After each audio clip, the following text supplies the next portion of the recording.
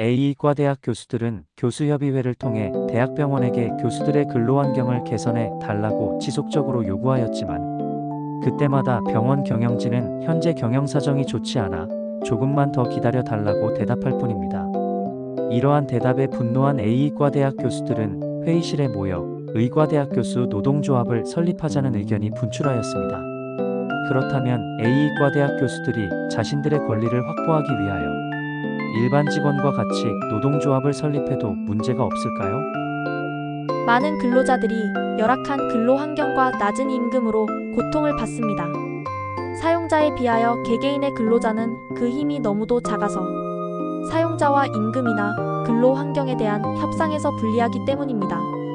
하지만 개개인의 근로자들이 모여 연합체를 만들어 대응하면 사용자도 쉽게 무시하지 못하게 됩니다.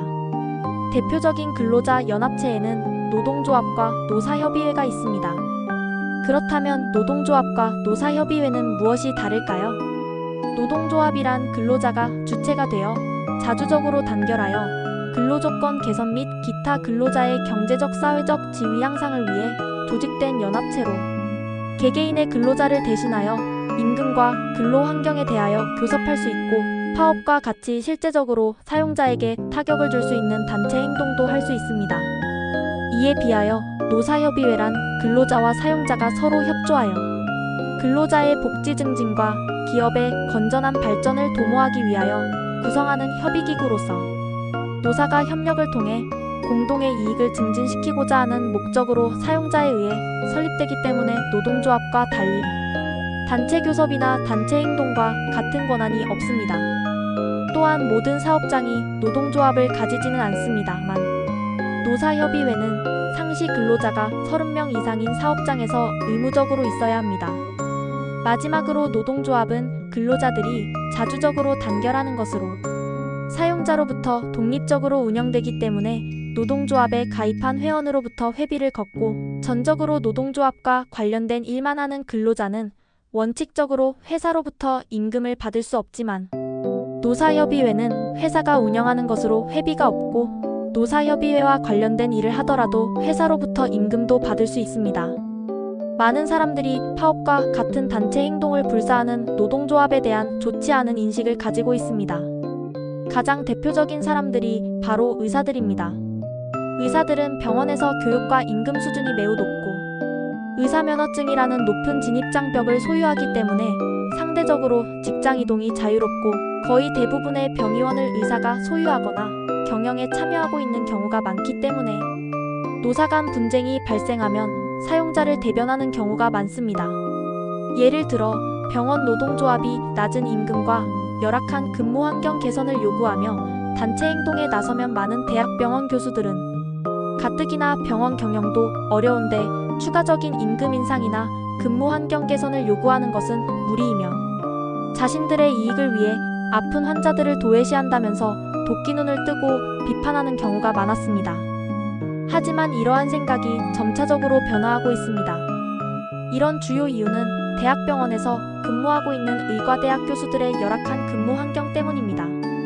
종합병원은 1년 365일 하루 24시간 운영되기 때문에 의사들은 장기간 근로에 시달리고 있습니다. 예를 들어 교통사고를 전담하는 외상외과 전문의, 뇌졸중 환자의 혈관 내 혈전 용해술을 담당하는 신경외과 전문의나 급성심근경색 환자의 응급관상 동맥 중재술을 담당하는 심장내과 전문의의 경우 주중 일과 시간이 끝난 후에도 야간이나 주말, 공휴일에 상관없이 환자가 발생하면 바로 출근할 수 있도록 준비하고 있어야 합니다. 특히 야간이나 심야에 응급 환자를 진료한 다음 날에도 수술이나 시술, 외래 진료와 같은 일상적인 일과를 해야 합니다. 이뿐만이 아닙니다. 연구도 해야 하고 학생들을 위한 강의를 준비해야 하며 기타 행정적인 업무도 처리해야 합니다. 이러한 상황은 장기간 근로로 이어지는 경우가 많습니다. 2006년 청년이사에서 시행한 조사 결과 대학 교수의 1일 평균 근무 시간은 11시간 54분이었고 전임의의 경우 평균 13시간 14분이었습니다. 문제는 이러한 초과나 연장 근무에도 불구하고 이에 대한 금전적인 보상을 하지 않는 것이 병원의 관행으로 되어 있습니다. 이와 함께 대학병원에는 병원에만 소속되어 있는 진료 교수 제도가 운영되고 있는데 이들은 대학과는 전혀 관련이 없고 대학병원에서 자신들의 필요로 인하여 고용하고 있지만 정년까지 신분이 보장되는 겸임교수와 달리 매년 계약을 연장해야 하는 비정규직 근로자로서 연장 근로나 초과 근로, 연가보상비 등 근로기준법에 따라 근로자들이 누려야 할 기본적인 권리조차 보장받고 있지 못합니다. 최근 의사와 정부와의 갈등으로 촉발된 전공의 집단사직으로 이와 같은 근로 환경이 더욱 악화되어 일주일에 두세 번 당직 근무를 하는 의사도 많습니다.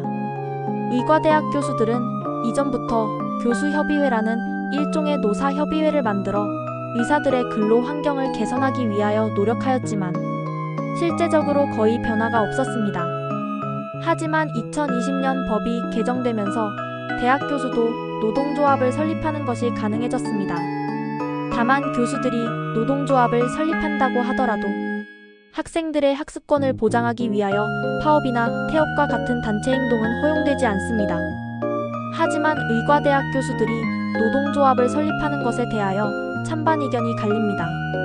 찬성하는 의견을 들어보면 의과대학 교수들은 다른 근로자들에 비하여 상대적으로 높은 지위와 함께 높은 임금을 받지만 그럼에도 불구하고 사용자인 병원의 지휘 감독을 받는 근로자들로서 이들의 근로 환경 및 임금 개선을 위하여 노동조합을 설립하는 것이 당연하다고 주장합니다.